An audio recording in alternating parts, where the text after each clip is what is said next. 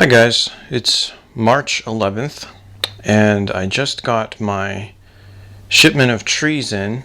I actually ordered these back in August from a nursery in California. Of course, I'm in Pennsylvania, so I had to wait all that time from August of last year till March now. They finally came in. That's the last week of their shipping season, but where I am in PA, it's still kind of early. I think the ground's still frozen. It certainly was yesterday when I checked. But let's take a look, see what we got here.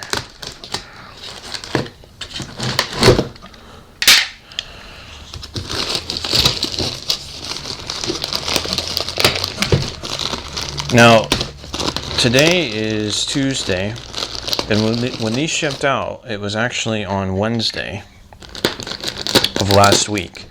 So this is day 7 of them being packaged,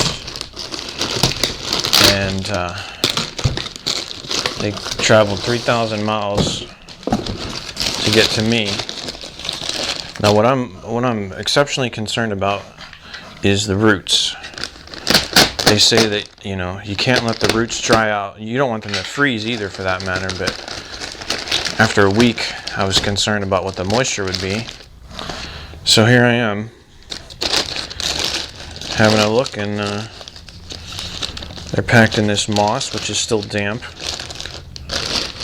You can see the shine there from the water that's still here in this packaging. When these are shipped, they're dormant, or at least they should be, but as you can see, it's already starting to bud. So that's not really that good for me, especially since I don't have them in the ground yet, and I may not be getting them in the ground today if the ground's frozen, which I think it will be. So what am I going to do? Well, what I'm going to try is I'm going to pack these guys up in some peat moss.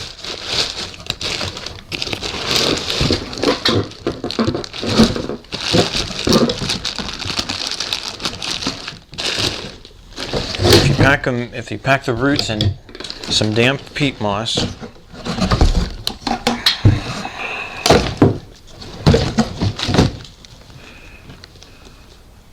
then that'll help to keep the trees okay for a while. Let's look at one of these. They each have tags, what they are. This is from Dave Wilson's nursery, and what we have, you can't really see it well, but I'll read it. It's a Miro 29C plum rootstock. And on top of that rootstock, on this tag, it's a Moorpark Apricot.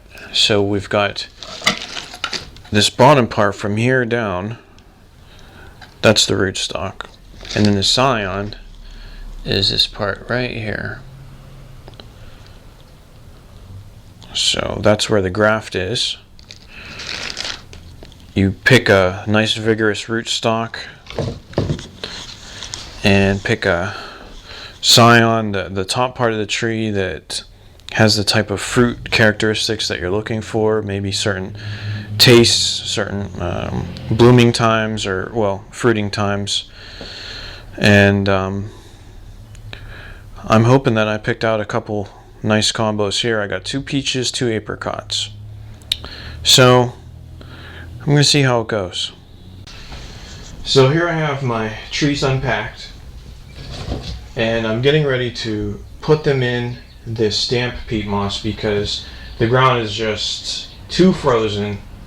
Right now it's 60 some degrees outside, but you would never know it to try to put a shovel through the ground. So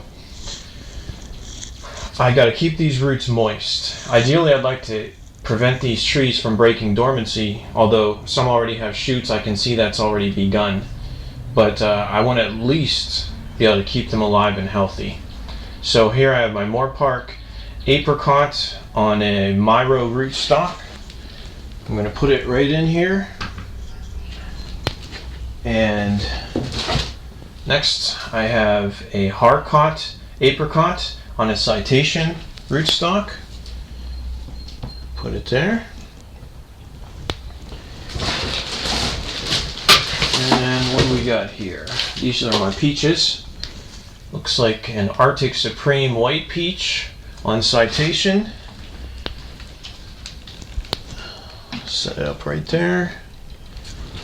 And finally, the last one on Citation, which is a fantastic Alberta peach. So I have them on some damp peat moss, and I have this extra peat moss a little bit on the sides. Start to fluff it around a little. Get it all around these roots.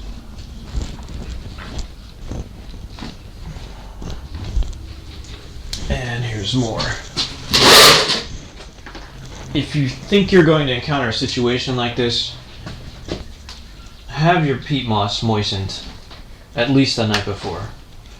Don't wait till you have these trees unpacked and then you realize, oh man, my bells from last year, they're all dry. It's a pain. You can rush it, you can get it hydrated, but just think ahead. You know, check the ground, look at your tracking information. If you've ordered a tree, you'll know.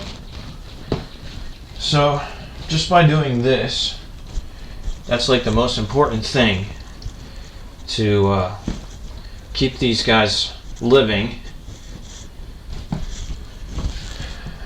Got to keep the roots from freezing, keep the roots from drying out. So I have this room that I'm not going to heat anything above 50 degrees. Certainly not, I don't want it any warmer than 60, but definitely nothing above that. But if I can keep it between 40 and 50, that would be great.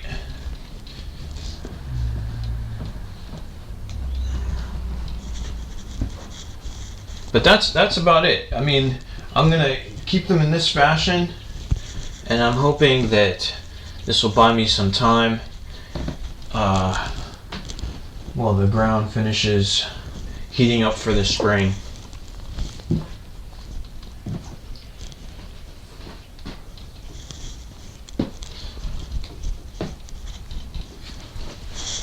So, when I would look,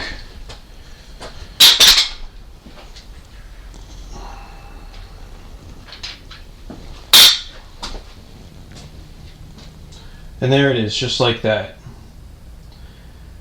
I think that'll keep the roots okay until it's finally time to get them out in the ground.